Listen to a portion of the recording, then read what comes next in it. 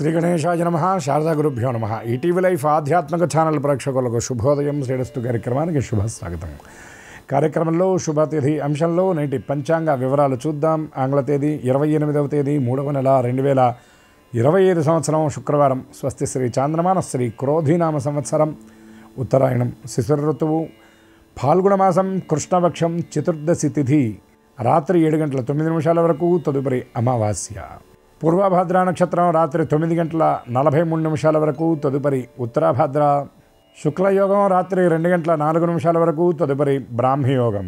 భద్రకరణం ఉదయం 8 గంటల 5 నిమిషాల వరకు, తదుపరి శకునికరణం.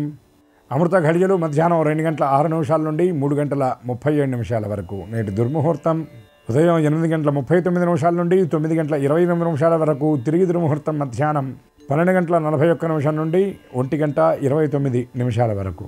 నేటి శేషవర్జ్యం ఉదయం 4 గంటల 59 నిమిషాలకు ప్రారంభమై 6 గంటల 23 నిమిషాల వరకు. నేటి రాహుకాలం ఉదయం 10:30 గంటల నుండి 12 గంటల వరకు.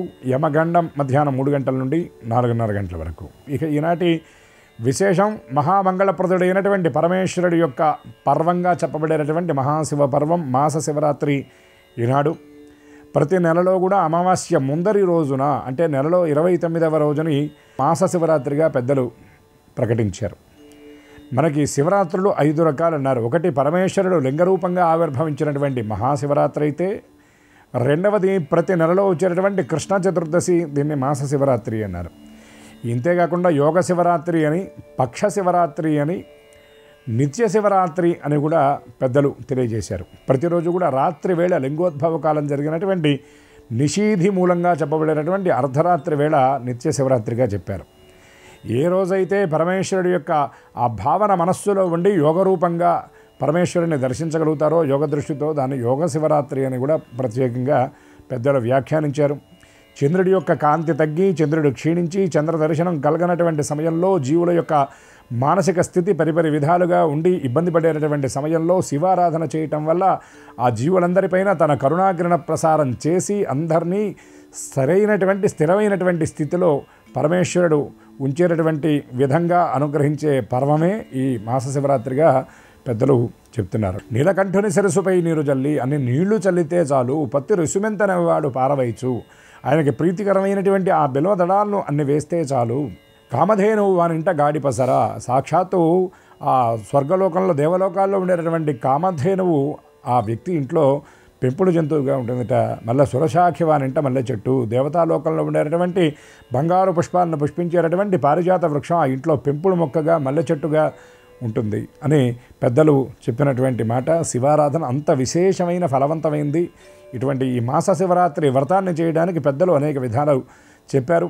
ప్రాతకాలంలోనే చక్కగా శివదర్శనం చేసి శివారాధన, శివుడికి అభిషేకం చేయటం ఒక పద్ధతి అయితే, మళ్ళీ మధ్యాహ్నం వేళ ముఖ్యంగా మహాశివరాత్రి నాడు ఏ విధంగా అయితే 4 యామాలలో పూజ చేసేటటువంటి పద్ధతి ఉందో, మాస శివరాత్రి కూడా అదే పద్ధతి చెప్పారు. ముఖ్యంగా మనకు ప్రాచుర్యంలో నక్తవ్రతం విశేషంగా అందరి చేత చేయబడుతుంది. అంటే పగలంతా ఉపవసించి ఉదయం వేళలో, మధ్యాహ్నం వేళలో, సాయంకాలం ప్రదోష సమయంలో శివారాధన చేయటం, రాత్రికాల అర్చన అయిన తర్వాత స్వామికి నివేదన చేసినటువంటి పదార్థాన్ని ప్రసాదంగా స్వీకరించి ఉపవాస విరమణ చేయడం కూడా మాస శివరాత్రి వ్రత ఆచరణ విధానంలో ప్రత్యేకంగా విశేషంగా కూడా చెప్పబడుతుంది. అట్లాగే జాతకంలో ఉన్నటువంటి గ్రహదోషాలకు ఆయా గ్రహాలను అనుసరించి ప్రత్యేకంగా ఒక్కొక్క దానికి విడివిడిగా శాంతులు చేసుకునేటటువంటి పని లేకుండా ఈ మాస శివరాత్రి వ్రతాన్ని కనుక చేసినట్లయితే గ్రహదోషాలన్నీ కూడా తొలగిపోతాయని మనకి రుద్ర సంహిత ఇత్యాది గ్రంథాల్లో ప్రత్యేకంగా చెప్పబడుతుంది. ఇక ఈనాడు వచ్చినటువంటి మాస శివరాత్రికి విశేషం ఏమిటంటే, ఈ క్రోధినామ సంవత్సరంలో చివరి మాస శివరాత్రి ఈనాడు కనుక ఈ సంవత్సరం, ఈ మాస శివరాత్రి చివరిది, ఈ సంవత్సరం పూర్తవుతుంది. కాబట్టి ఈ సమయంలో శివారాధన ఇతోధికంగా అందరూ చేసి శివానుగ్రహానికి పరిపూర్ణంగా పాత్రలవుతారని ఆశిస్తూ, శివ ఆరాధన ఎంత విశేషమైనదో శివనామ స్మరణ కూడా అంతే విశేషమైంది. అందుకే పెద్దలు చాలా గట్టిగా చెప్పారు, శివ శివ అనరాధా ఓ మనసా శివనామమే చేదా అని. అంత గొప్ప ఫలవంతమైనటువంటి నామం ఏదైనా ఉన్నది అంటే శివనామమే అని, మానవుడికి ముక్తిప్రదాయకమైనటువంటి మణి వంటిది అని కూడా శివనామం గురించి చెప్పారు. అటువంటి ఈ మాస శివరాత్రి నాడు విధి విధాన పురస్సరంగా శివారాధన చేయలేనటువంటి వాళ్ళు వీలైనన్ని సార్లు శివనామాన్ని స్మరించినా చాలు, శివానుగ్రహం పరిపూర్ణంగా కలుగుతుందని చెప్పారు. అటువంటి పరమేశ్వరుడు అందరికీ సమస్త శుభాలను ప్రసాదించాలని ఆశిస్తూ స్వస్తి.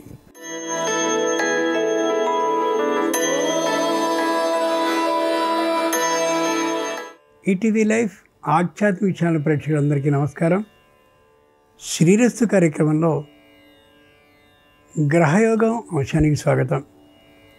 ఈనాటి గ్రహయోగం శీర్షికలో మేషాది ద్వాదశ రాశుల వారికి కలిగే శుభ అశుభ ఫలితాల్ని, అవసరమైన సందర్భాల్లో ప్రత్యామ్నాయ మార్గాల్ని తెలుసుకుంటారు.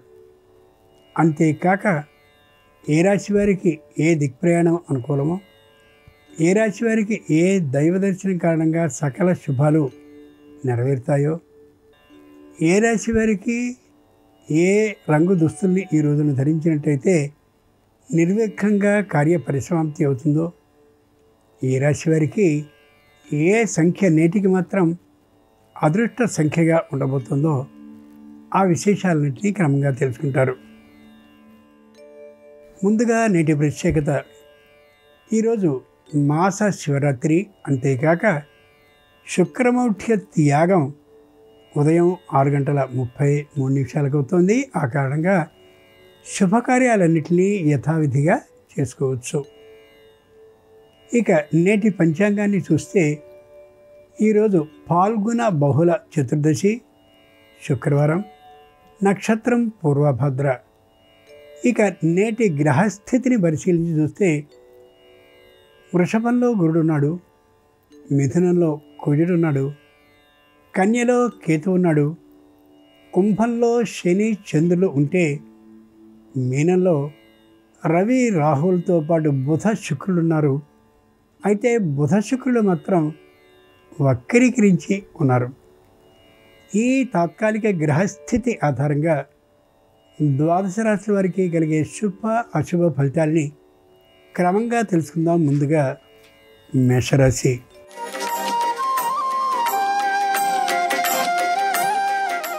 ఈరోజు మేషరాశి వారు ఏ విధమైనటువంటి ఆరోగ్య శ్రద్ధని పాటించినటువంటి కారణంగా తాత్కాలిక అనారోగ్యం భావం కలిగే అవకాశం ఉండొచ్చు.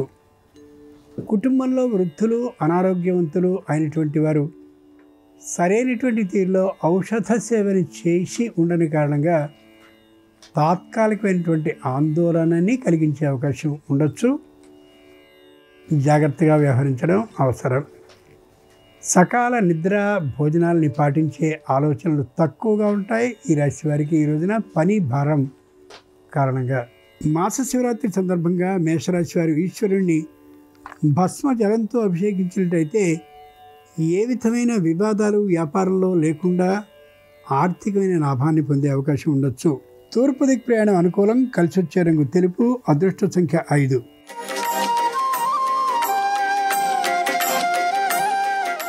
ఈరోజు వృషభ రాశి వారి ఫలితాలని పరిశీలన చూస్తే ఆర్థికంగా ఉన్నతితో ఉంటారు. మొగమాట ఏమాత్రం లేకుండా మాట్లాడతారు.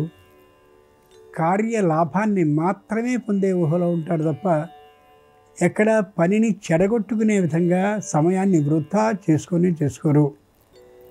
ప్రతి క్షణాన్ని ధనంతో సమానంగా భావిస్తూ అనుకున్నటువంటి పనిని అనుకున్న సమయానికి ఖచ్చితంగా పూర్తి చేసి పై అధికారుల మెప్పుని విశేషంగా పొందగలుగుతారు. మాస శివరాత్రి సందర్భంగా వృషభ రాశి వారు కాశీ విశ్వేశ్వర స్వామి వారిని కుంకుమ జలంతో అభిషేకించినట్టయితే దాంపత్య అన్యోన్య భావంతో పాటు ఆకస్మిక ధనలాభానికి అవకాశం ఉండొచ్చు. ఈశాన్య దిక్ ప్రయాణం అనుకూలం. కలిసొచ్చే రంగు ఎరుపు. అదృష్ట సంఖ్య 3.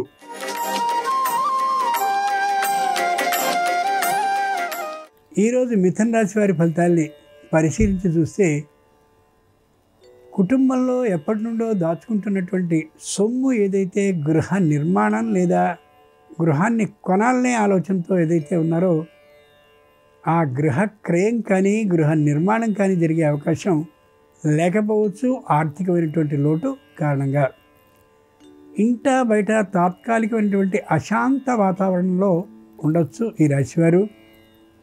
ప్రతి క్షణము కూడా జీవితంలో ఒత్తిడి మాత్రమే ఉంటుందా అనే అభిప్రాయంతో కొద్ది విసుగు కలిగి ఉండే అవకాశం ఉండొచ్చు. మాస శివరాత్రి సందర్భంగా మిథున రాశి వారు ద్రాక్షారామ భీమేశ్వర స్వామి వారిని పసుపు జలాలతో అభిషేకించినట్లయితే వ్యాపారంలో శుభవార్తను వినే అవకాశం ఉండొచ్చు. ఆగ్నేయ ప్రయాణం అనుకూలం. కలిసొచ్చే రంగు పసుపు పచ్చన. అదృష్ట సంఖ్య 1.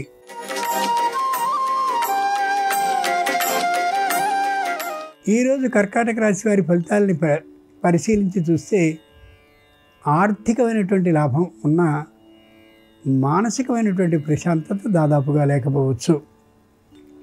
ఏ పనిని చేద్దాం అన్నప్పటికీ కూడా మరొకరి ప్రమేయంతో మాత్రమే పని అయ్యే కారణంగాను అవతలి వారు తాత్కాలిక సహకార లాభాన్ని చూపించకపోయేటువంటి కారణంగాను ఎక్కడ వేసిన గొంగళి అక్కడే ఉన్నట్లుగా పని ముందుకు సాగే అవకాశం ఏమాత్రం ఉండకపోవచ్చు.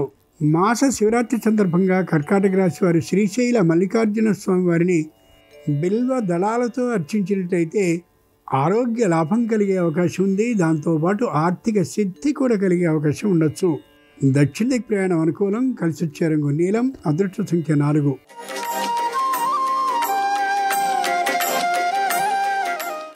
ఈరోజు సింహరాశి వారి ఫలితాలని పరిశీలించి చూస్తే మానసికమైనటువంటి ఒత్తిడితో ఉంటారు.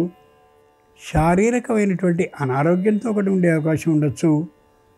దూరభార ప్రయాణాలు చేసి వ్యాపారం మరింత పెంచుకోవడం కోసం లేదా ఇంట్లో శుభకార్య సిద్ధి కోసమని దూరం బాగా ప్రయాణించే కారణంగా తొందరగా అలసిపోయే అవకాశం ఉంది. మిగిలినటువంటి సమయం ఎక్కువ నిద్రలోనే గడిపే అవకాశం ఉండొచ్చు కూడా శారీరక శ్రమ కారణంగా. అనుకూలమైనటువంటి వ్యక్తులు కూడా తాత్కాలికంగా చిరుబుర్రు అంటూ ఉండేటువంటి కారణంగా ఒక విసుగు ఉండొచ్చు. సకాల నిద్ర భోజనాలు మాత్రం ఉండే అవకాశం ఏమాత్రం ఉండకపోవచ్చు. ఆరోగ్యాన్ని పరీక్షింపజేసుకుంటూ ఉండడం ప్రతిరోజు కూడా అత్యవసరం ఈ రాశి వారికి. ఈ రోజున మాస శివరాత్రి సందర్భంగా సింహరాశి వారు శ్రీకాళహస్తీశ్వర స్వామి వారిని శుద్ధ జలాలతో అభిషేకించినట్లయితే నూతన గృహ లాభానికి అవకాశం ఉండొచ్చు. నిర్ణీత దిక్ ప్రయాణం అనుకూలం. కలిసొచ్చే రంగు నలుపు. అదృష్ట సంఖ్య 6.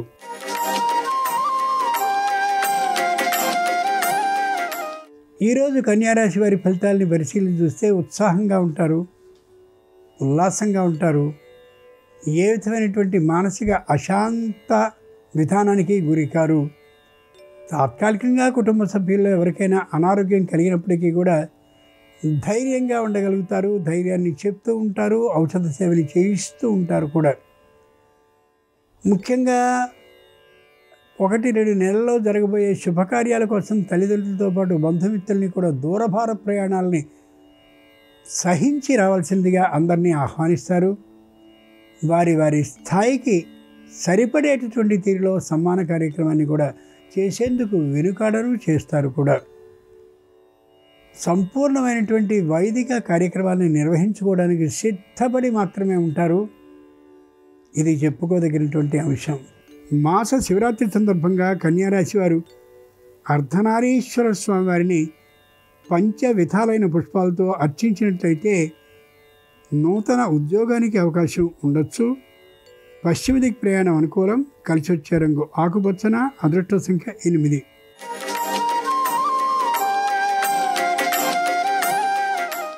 ఈరోజు తులారాశి వారి ఫలితాలని పరిశీలించి చూస్తే గట్టి పట్టుదల భావంతో ఉంటారు. కుటుంబంలో వివాహాది శుభకార్యాలను నెరవేర్చడానికి సొమ్ముని నిల్వ చేసుకుని ఉంటారు. 1కి 2 రూపాయల చొప్పున నిల్వ చేయడమే కాకుండా ఖర్చు చేయవలసినటువంటి అవసరంలో ఏమాత్రము వెనుకాడే తలం లేకుండా చేసుకోగలుగుతారు.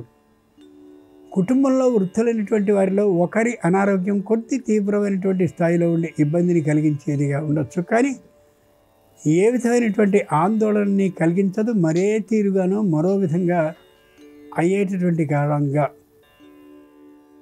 గురువుల్ని వృద్ధుల్ని పూజిస్తారు. వారిని సన్మానించేటువంటి ఆలోచనతో ఉంటారు కూడా.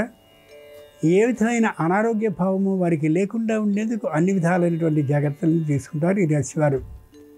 మాస శివరాత్రి సందర్భంగా తులారాశి వారు రామలింగేశ్వర స్వామివారిని పూజించి శరకురసంతో అభిషేకించినట్లయితే భూ లాభానికి అవకాశం ఉండొచ్చు. వాయవ్య దిక్ ప్రయాణం అనుకూలం. కలిసొచ్చే రంగు ఎరుపు. అదృష్ట సంఖ్య 7.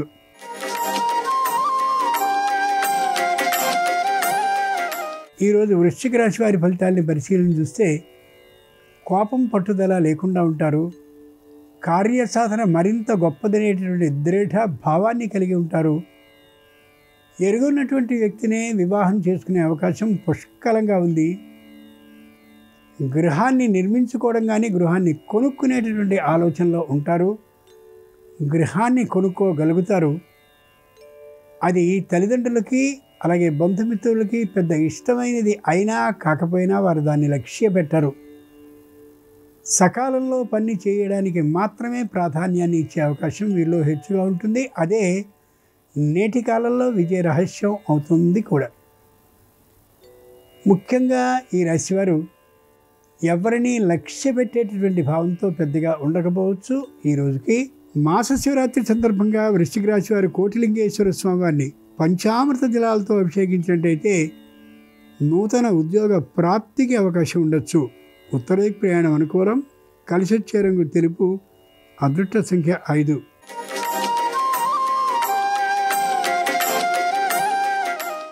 ఈరోజు ధనురాశి వారి ఫలితాలను పరిశీలన చూస్తే అహంకార భావం పుష్కలంగా ఉంటుంది.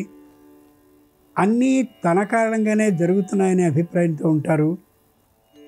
తన ధనం నుండి మాత్రమే తాను ఏదైనా కొత్తదాన్ని కొనుక్కోవాలనే ఆలోచనకు వస్తారు. వాద వివాదాలను కూడా చాలా దృఢంగా చేయగలుగుతారు. దాని కారణంగానే కుటుంబంలో వీరికి ప్రత్యేకమైనటువంటి వ్యతిరేక స్థానం ఏర్పడే అవకాశం కూడా గోచరిస్తుంది. అప్పటి వరకు అనుకూలతగా ఉన్నప్పటికీ కూడా ఏ క్షణంలో అననుకూలుగా మారిపోతారో తెలిసే అవకాశం ఉండకపోవచ్చు. దాంతో అందరూ కూడా ప్రత్యేకమైన దృష్టితో వ్యతిరేక భావంతో మాత్రమే వీరిని చూసే అవకాశం పుష్కలం. మాస శివరాత్రి సందర్భంగా ధనురాశి వారు నీలకంఠేశ్వర స్వామి వారిని బంగారు జలాలతో అభిషేకించినట్టయితే నూతన భూ లాభానికి అవకాశం ఉండొచ్చు. ఈశాన్య దిక్ ప్రయాణం అనుకూలం. కలిసొచ్చే రంగు నలుపు. అదృష్ట సంఖ్య 3.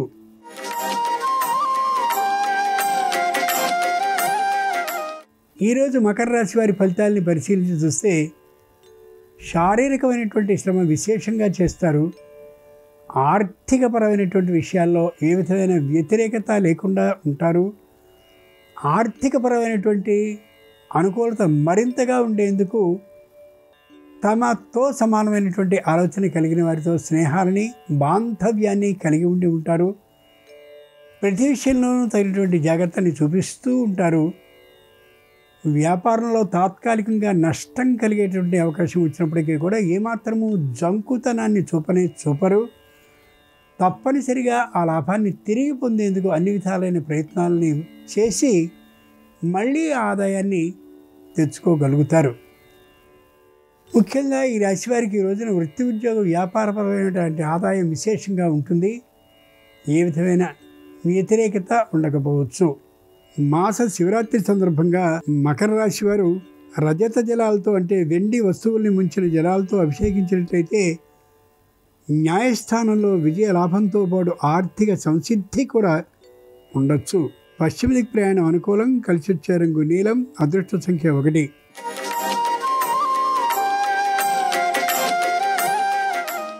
ఈరోజు కుంభరాశి వారి ఫలితాలని పరిశీలన చూస్తే మానసికంగా దృఢంగా ఉంటారు. శారీరకంగా ఉత్సాహంగా ఉంటారు. మాట మీదే నిలబడేటువంటి మనస్తత్వంతో ఉంటారు. వంచన, మోసం, దగ అనేటటువంటి వాటికి దూరంగా ఉంటారు కూడా. పరువు అలాగే ప్రఖ్యాతి అదే తీరుగా శారీరక ఉత్సాహం, మానసికమైన బలం మరింతగా ఉండేందుకు అనుగ్రహాన్ని ఇవ్వాల్సిందిగా దైవాన్ని ప్రార్థిస్తూ కనిపిస్తారు. ఒకప్పటి రోజుల్లో ఉండేటువంటి గట్టి పట్టుదల భావం పూర్తిగా తొలగిపోయినటువంటి కారణంగా అనుకూలుగానే ఉంటారు ఈ రాశివారు ఈ రోజున. వృత్తి ఉద్యోగ వ్యాపారపరమైన ఆదాయం అనుకూలంగానే ఉంటుంది. విశేషంగా ఉండే అవకాశం తక్కువ. మాస శివరాత్రి సందర్భంగా కుంభరాశి వారు ఉమామహేశ్వర స్వామి వారిని తామ్ర జలాలతో అభిషేకించినట్టయితే తొందరతనం తగ్గడంతో పాటు నూతన గృహ లాభానికి అవకాశం ఉండొచ్చు. ఉత్తర దిక్ ప్రయాణం అనుకూలం. కలిసొచ్చే రంగు ఎరుపు, అదృష్ట సంఖ్య 2.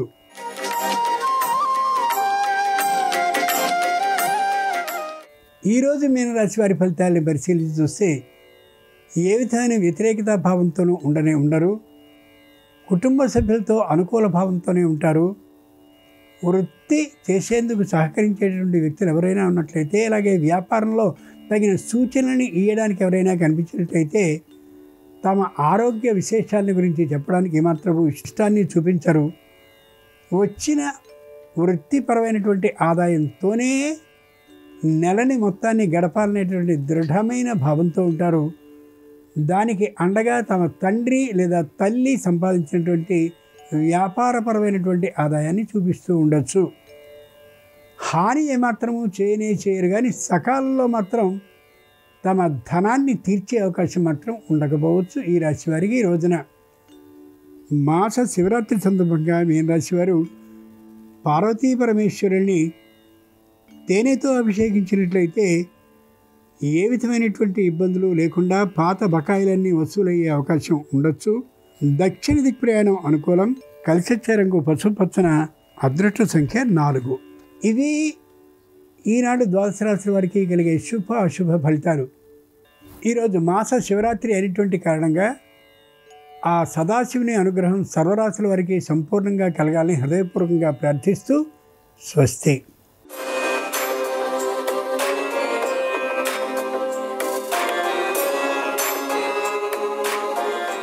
నమస్కారం. ఈరోజు మాస శివరాత్రి, శుక్రమౌఢ్యమి పూర్తయిపోతోంది. ఖగోళంలో షష్టగ్రహ కూటమి ఏర్పడుతోంది. ఈ సందర్భంగా ఎలాంటి విధి విధానాలు పాటించడం ద్వారా సమస్త శుభాలను సిద్ధింపజేసుకోవచ్చో నేటి శుభం లాభం అనే శీర్షికన పరిశీలిద్దాం. ప్రధానంగా ఈ రోజు నుంచి శుక్రమౌఢ్యమి పూర్తయిపోతోంది. ఈ సందర్భంగా ఈ రోజు నుంచి శుభ కార్యక్రమాలు నిర్వహించుకోవచ్చు. వివాహము, గృహప్రవేశం, గృహారంభం, శంకుస్థాపన ఇలాంటి కార్యక్రమాలన్నీ నిర్వహించుకోవచ్చు. ఇల్లు మారాలన్నా, భూమి కొనాలన్నా, వాహనం కొనాలన్నా ఇవన్నీ కూడా చేసుకోవచ్చు. అలాగే ఈరోజు ఖగోళంలో షష్టగ్రహ కూటమి ఏర్పడుతోంది. జ్యోతిష శాస్త్రపరంగా మీనరాశిలో ఈరోజు రవి, చంద్రుడు, బుధుడు, శుక్రుడు, శని, రాహువు ఈ 6 గ్రహాలు కలిసి షష్టగ్రహ కూటమి ఏర్పడుతోంది. మీనరాశిలో ఏర్పడుతున్నటువంటి ఈ షష్టగ్రహ కూటమి ప్రభావం ద్వాదశ రాశుల మీద ప్రత్యేకమైనటువంటి ప్రభావాన్ని కలిగింపజేస్తుంది. కొన్ని రాశులకి ఎక్కువ అనుకూల ఫలితాలు ఇస్తుంది, కొన్ని రాశులకి తక్కువ అనుకూల ఫలితాలు ఇస్తుంది. అయితే షష్టగ్రహ కూటమి 6 గ్రహాలు కలిసి మీనరాశిలోకి వస్తున్నాయి కాబట్టి దానివల్ల వచ్చేటటువంటి వ్యతిరేక ఫలితాలన్నీ తొలగింపజేసుకోవటానికి, ద్వాదశ రాశుల వాళ్ళు అనుకూల ఫలితాలు అందిపుచ్చుకోవటానికి ఉగ్రదేవతల ఆలయ దర్శనం విశేషమైన శుభ ఫలితాలను కలిగింపజేస్తుంది. దుర్గాదేవి, మహిషాసురమర్ధిని, చండీ అమ్మవారు, కాలభైరవుడు, లక్ష్మీ నరసింహస్వామి, పంచముఖ ఆంజనేయ స్వామి ఇలా ఉగ్రదేవతల ఆలయ దర్శనం చేసినట్లయితే షష్టగ్రహ కూటమి వల్ల వచ్చే వ్యతిరేక ఫలితాలన్నీ తొలగిపోతాయి. కాబట్టి మీకు దగ్గరలో ఉన్నటువంటి ఉగ్రదేవతల ఆలయానికి వెళ్ళి దర్శనం చేసుకుని ఆలయంలో దీపాన్ని వెలిగించి ప్రదక్షిణలు చేయటం ద్వారా సమస్త శుభాలను సిద్ధింపజేసుకోవచ్చు.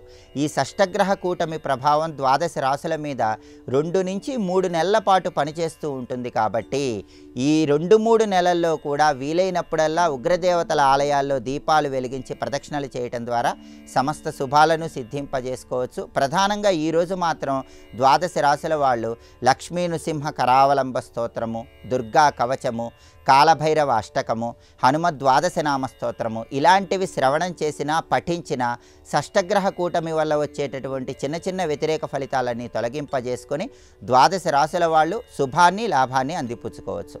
అలాగే ఈరోజు మాస శివరాత్రి. ఈ సందర్భంగా ప్రదోష కాలంలో శివాలయ దర్శనం ఉత్తమ ఫలితాలను కలిగింపజేస్తుంది. మాస శివరాత్రి ప్రదోష కాలంలో శివాలయ ప్రాంగణంలో కొబ్బరి నూనెతో దీపారాధన చేసినట్లయితే కుటుంబ కలహాల తీవ్రతను తగ్గింపజేసుకోవచ్చు. అలాగే ప్రదోష కాలంలో శివాలయంలో పరమశివుడికి ఇచ్చేటటువంటి నందిహారతి, నాగహారతి, సర్పహారతి ఇలాంటివి దర్శనం చేసుకున్నా కూడా సమస్త దుఃఖముల నుంచి సులభంగా బయటపడి సమస్త శుభాలను అందిపుచ్చుకోవచ్చు.